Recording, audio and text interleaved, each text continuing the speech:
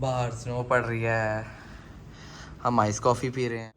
कोप क्या होती है, लोग लेके आ जाते हैं। बेनिफिट भी सोच के आया था मैं, उसके बेनिफिट्स पढ़े, उसका नुकसान नहीं पड़ा मैं। उसके चांसेस बहुत कम होते हैं क्योंकि कंपटीशन बहुत हाई होता है। तो लेके आनी चाहिए या नहीं लेके आनी चाहिए, इज़ इट वर्थ इट और not. So what's up guys, welcome back to the today's video. I hope you are doing well and me as well. तो आज की वीडियो में कॉलेज ही देखने को मिलेगा, या अगर और कुछ मैं कहीं गया तो वो देखने को मिल जाएगा। मैं भी जा रहा हूँ कॉलेज, मेरी कोई क्लास नहीं है, लेकिन घर पे मैं बोर हो रहा था तो कॉलेज जाके फ़ायदा है। कॉलेज तो अपनी एक ऐसी जगह होती है जैसे फार्म हाउस नहीं होता, लोग वहाँ रहते नहीं है लेकिन चिल करने वहाँ जाते हैं ना। तो कॉलेज भी अपने मेरे लिए वैसा ही है। वहाँ पर सब कुछ है चिल करने के लिए, जिम है, हर चीज़ है। तो मैं वहाँ जा रहा हूँ, दिखाता हूँ आपको भी कॉलेज में और क्या क्या होता है। नए नए दोस्तों से मिलो, पुराने दोस्तों से मिल लो, लाइब्रेरी में बैठ जाओ, इधर उधर घूम फिर लो, खा पी लो कैफेटेरिया में। तो अभी चलते हैं और आपको कॉलेज जाकर दिखाते हैं।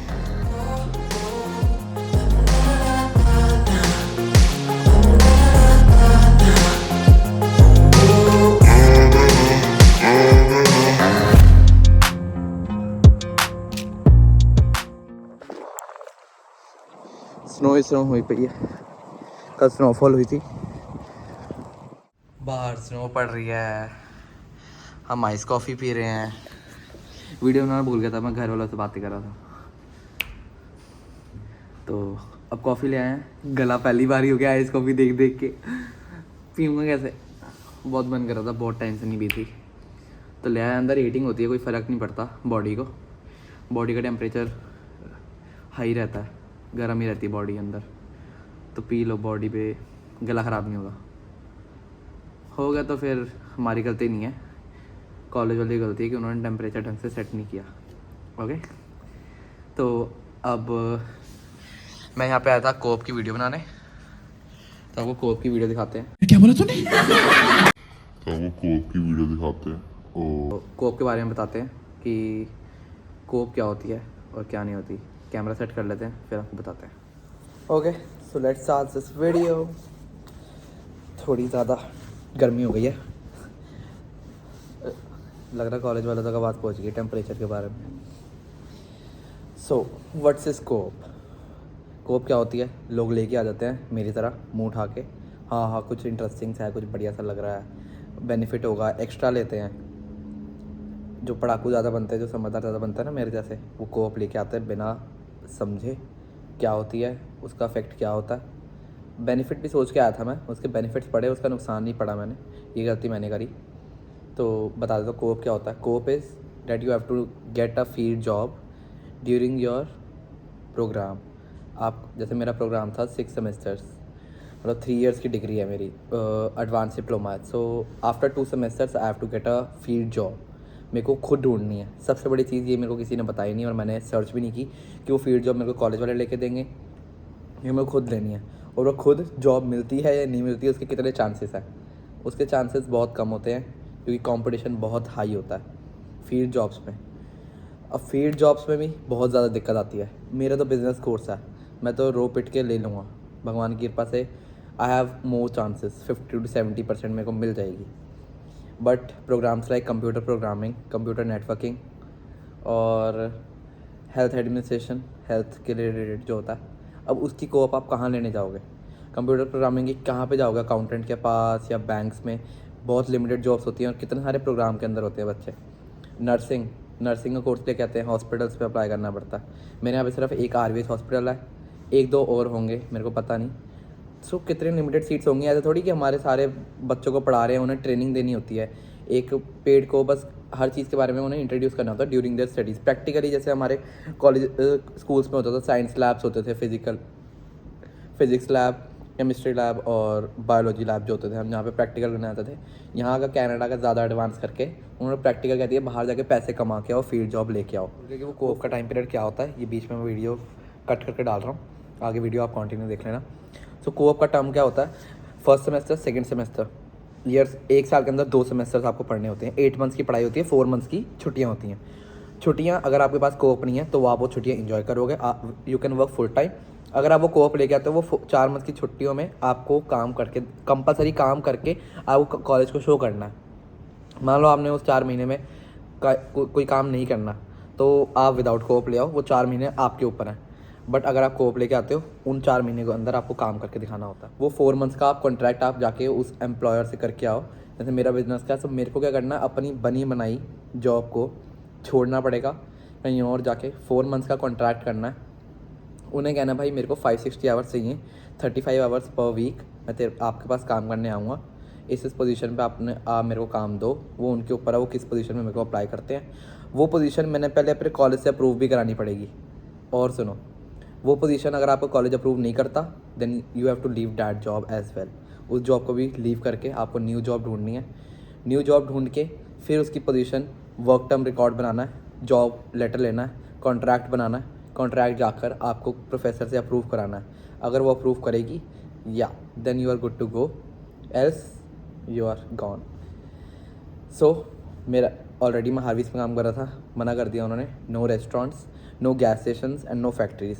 The reason behind this is business, general business है। आप किसी का बिजनेस संभाल लो, हॉस्पिटल बिजनेस संभाल लो, रेस्टोरेंट बिजनेस संभाल लो, गैस स्टेशन संभाल लो, वो सब बिजनेस ही होते हैं। तो कहीं पे भी जाके आप जॉब में लग जाओगे ना मेरे कोर्स में, तो आपको कोप मिल जाएगी। तो मेजॉरिटी ऑफ स्टूडेंट्स क्या करते हैं, गैस स्टेशन वाले फ़ायदा उठाते हैं इस चीज़ का। पैसे कम, पे कम होती है वहाँ पे, रख लेते हैं फटाफट बच्चों को, कोप दे देते हैं उन्हें, उनका भी काम हो जाता है और हम स्टूडेंट्स का भी काम हो जाता है। लेकिन उसे पता है हर कोई जाके ना गैस स्टेशन में लग जाए, रेस्टोरेंट में हो जाता है, कोई प्रोडक्टिविटी नहीं हो रही, इंप्रूवमेंट नहीं हो रही स्टूडेंट्स में। तो उसने सीधा मना कर दिया, no more restaurants, gas stations and factories. Now the next point is, आपको लेके आनी चाहिए या नहीं लेके आनी चाहिए, इज़ इट वर्थ इट और नॉट। वर्थ इट है। कैसे वर्थ इट है, आपके ग्रेजुएशन सर्टिफिकेट के ऊपर आपको उसके ऊपर रिलेटेड क्रेडिट मिलते हैं। क्रेडिट मिलेंगे, अब जब आपके सर के ऊपर बर्डन होगा ना कोप का, तो आप अच्छी कंपनी में जाके अप्लाई भी करोगे, बुरी कंपनी में भी अप्लाई करोगे। बाय चांस अगर आपकी अच्छी कंपनी में लग जाती है, then you have very good resume. आपका एक एक्सपीरियंस उसमें ऐड ऑन हो जाएगा, जो आपको आगे जाके आपकी जॉब में हेल्प करेगा। मेरे जैसे या बहुत से बच्चे जो बिज़नेस करना चाहते हैं, मैं जॉब में बिलीव नहीं करता। इंडिया में बिज़नेस किया है, कभी किसी के अंडर काम नहीं किया। यहाँ पे भी चलो मज़े से करता हूँ मैं, कोई लेकिन रोक टोक नहीं पसंद होती ना हमें, बहुतों में ईगो होती है। तो ईगो, मैं हर चीज़ में ईगो नहीं दिखाता, बट स्टिल अंदर से मन नहीं करता कभी जॉब करने का। कोई एक बोल भी कैसे रहा है कि ये कर दे या वो कर दे, होता नहीं है कभी ऐसे, किसी के ऊपर प्रेशराइज नहीं किया जाता। You have your own positions. जैसे आई एम इन किचन, तो मेरे पे तो कोई बर्डन नहीं होता, कोई मेरे को आगे थोड़ी कहेगा कि ये चीज़ नहीं ये चीज़ बना।